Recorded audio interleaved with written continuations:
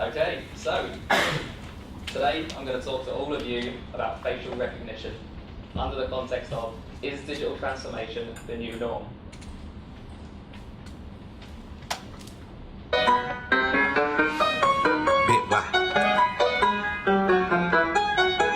If it's alright, I wanna kick it with you all night, all night. Have a good time. Ain't gotta worry 'cause it's alright, So, thank you to those of you that laughed. For those of you that didn't laugh, to be honest, we don't really need facial recognition to see how embarrassed I am right now. And I don't need it to see how cringeworthy that was scribbling. But I actually named that section funny. And regardless of the emotions you felt, today I want to take you all on an emotional roller coaster. And what I'm going to do is I'm going to use case studies from around the world. I'm going to take you to sad, I'm going to take you to scary, and finally we're going to finish on exciting. So before we move into any of the specific case studies, I really just want to make sure that everyone understands what facial recognition is and how it works. So first of all, your face is detected. You can be detected one-on-one with a computer or in a crowd of 10,000 people. But once your face is detected, it's aligned. It's aligned. Okay, this isn't working. So your face is aligned, and you have 80 different facial nodes that differentiate your face from someone else's. Now these facial nodes are then measured, and the measurement is then represented in a numerical code. Now that numerical code is matched up to other pictures that are already in that database. And you can have millions of pictures within this database, and what happens is your measurements are then identified against the highest match in that database. And typically anything over 90% is you. So, we'll move on to our first case study, sad. So, see if this works. We're going to take you to India. Now, as we know, India has 1.4 billion people. And India is going to be one of the world's greatest superpowers in the next few decades, due to this number of people. But what we have to realise is that they need to overcome many social, political, and economic problems before they can get there. So one of these major problems is the number of children that are lost and separated from their families. So can I have a quick show of hands in the room? How many people have seen the film Lion? Good, so we've got a good group here. For the ones who haven't seen the film Lion, Lion is about a young boy, 5 years old, called Saru. Saru ends up on a train tracks working with his older brother to provide for his family. Now Saru, being as young as he is, unfortunately falls asleep and ends up on a train for warmth. This train leaves the station and Saru wakes up 1,000 kilometers away in Calcutta. Now he doesn't speak the regional dialect, he can't get back home and ends up in an orphanage. Saru, he's adopted by an Australian family. This Australian family moves him to Australia, and it's only 25 years later that Saru finds his birth mother through a Google image search. Now, Saru is considered one of the lucky ones. Not every lost child in India finds their birth mother or where they're from, until recently. Using facial recognition, New Delhi police have gone into these orphanages and they have facially mapped the children to the images that their parents have taken to the police and taken to these newspapers. Now within 4 days, 3,000 children were facially mapped and are now in the process of being rehoused with their families. And you're probably asking, Chris, why is this a sad case study? Well, 200,000 children are still missing in India. And to me, the saddest thing about all of this is that we have the solution. Why is this not working? Well, I think what we forget a lot of the time is that technology isn't the foundation of digital transformation. For technology to work and digital transformation to work, we need the social, we need the political, and we need the economic underlying all of it. And unfortunately, and quite devastatingly, we don't have this here yet.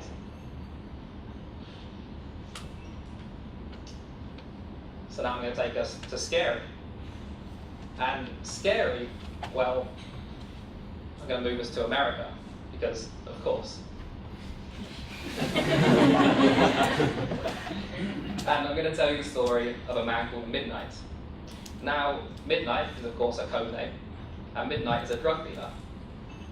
Midnight lives in one of the most heavily populated African-American areas of Florida. Now, Midnight, he underwent a drug deal with 2 undercover cops. Not a good idea. But they took their phones out and secretly took 2 pictures of Midnight on a hidden camera. Now, they had 3 pieces of evidence to put Midnight away. They had the codename Midnight, the address where the drug deal took place, and these 2 secret pictures.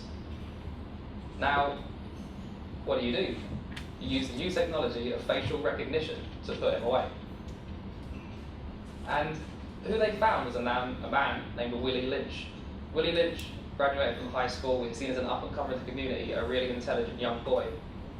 And he's been pleading innocent for this whole trial and is now in prison for 8 years. And of course, I'm sure everyone's thinking, you can be guilty and still claim innocence. But what scares me the most about this is this young lady here. So her name is Joy, and she works as a master's student at MIT, and she's been working with facial recognition technology for her entire undergraduate and master's. And recently, she did a TED talk on facial recognition, which I highly recommend everyone in this room to go away and watch. Joy here, she speaks quite similarly about what Johnny spoke about earlier. She speaks about the unconscious bias that we see in Silicon Valley through the majority of Caucasians and Asians working in these professions. And as a result of this, the data that they feed into these algorithms comes out unconsciously biased. So for her to work with her facial recognition technology, she has to wear a white mask so that her face can be detected. Scary enough as it is, if we look back at the story of Willie Lynch, how can we make sure that he is the right person that they call Midnight? To make it even scarier, it's companies like Amazon who are providing this facial recognition technology. Recently, I hope you will see in the news, Amazon facial recognition technology was used on 28 members of Congress who were all facially mapped to criminals, which is horrible. And of course, the majority were African American in that survey. So I can bet that within this room, the majority of us, we have probably used Amazon, at least together, on a daily basis. So are we funding this inequality by buying stuff from Amazon? Are we making this happen in our day-to-day lives? Because it's horrible to think about. So this is all scary enough as it is because, of course, it's far away in America. But it's coming closer to home. The Met Police have been using this for the last year, and they've been testing it out. Even Cardiff City Police, they used it last year in 2017 for the Champions League final. 2,000 people were facially recognised at that game as criminals. Of course, none of them were. So what happens then? Of course, none of them were arrested, but those 2,000 people are now on that police database, and they were there for 30 days as people of interest. Now, I don't want to be in a police database as a person of interest because I look like a criminal. And it raises a lot of questions about our civil liberties. Are they at stake here? I think what people forget a lot is that, again, technology is not the point of digital transformation.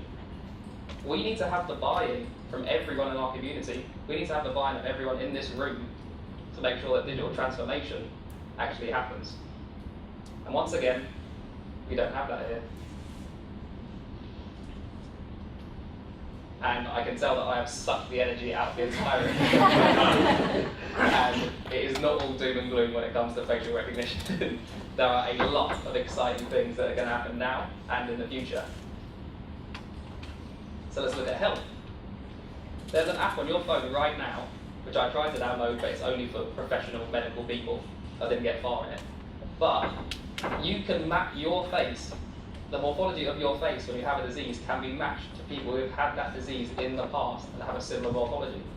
So if it's a Tuesday morning and you're lying down in bed and the man flu's hit really hard and you can't get up, so you need to FaceTime your GP, he can have an alert at the bottom of his screen that says what your face is already presenting as a syndrome or as a symptom. And this could speed up the process indefinitely. Second, we have identification. Now, of course, your face is already your identity, but it should really be our digital identity at the same time. Imagine being able to walk into a shop and use your face to pay for your goods. We were all easily enough sold on the idea of using our thumbprint, so why not our faces? Imagine being able to walk into the subway, the underground, and use your face to get onto your busy commute. They're already doing it in China. Why can't we do it here? And next, why we're all here today, we have the workplace. How many times have you come into MCP, have you gone downstairs, forgotten your pass, had to get a new one made up, to come upstairs, to use a different card, to get into a different door, to then go to your laptop, to open it up, to use a different password, to get into your laptop? Obviously that never happens to me. My bosses are in the room, and I'm extremely professional. But they say that you could be 22% more productive in the workforce if you have facial recognition as your single sign-on point of contact. And my personal favourite of all of this is facial mapping.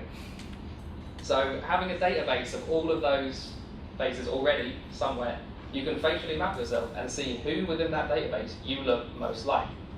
For example, World Cup football players, for example, famous works of art, and celebrities. So, as some examples, we have some World Cup footballers with my colleagues Jonathan and Henry. Very high match it. And I'm sure you can see where I'm going with this. I've targeted a few people in the room. See if you're on the edge of your seats. Next.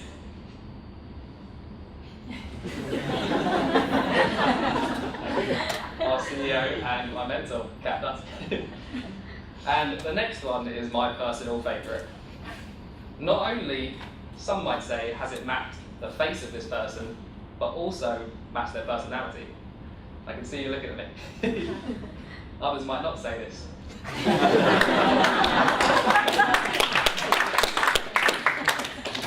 But of course, Philip was recently promoted to the head of sales and is marking this competition, so let the record show that I put this picture up. And of course, I'm assuming you're all wondering, Chris, what did you get? And every single piece of software I used seemed to keep coming up with this. That's me on the left, by the way. And I realised I might be a little bit vain because I have started off this presentation with a video of myself and a picture of myself at the end, but we'll talk about that another time. And I know we've had a few gimmicks here, and I know we've shared a few laughs, but what we need to remember is that on a daily basis, we spend so much time trying to read other people's faces. And it's the importance of this human experience and the value that we place on it that is going to change in more and more unimaginable ways in the future. Which leads me back into the question we were asked. Is digital transformation the new norm? Well, we have to ask, what is norm? And for me, normal, it's the same, it's repetitive, and, quite frankly, in my opinion, normal is unemotive. And I hope you can see where I'm going with this. If you came with me on this emotional roller coaster, and if you laughed, you felt a little bit awkward or a little bit cringeworthy about my Animoji video, if you felt sad that we have the potential to save 200,000 Indian children, but we don't have the scope or the capacity to do it, if you're scared that you can be imprisoned because you look like a criminal, or quite frankly, if you're excited to look like Ronaldo, or be 22% more productive in the workforce, I'm sure if you of the management team would enjoy that in here. If you felt all of these emotions, then no, I don't believe digital transformation is the new norm for you. And quite frankly, no, it's definitely not the new norm for me. Thank you very much for listening.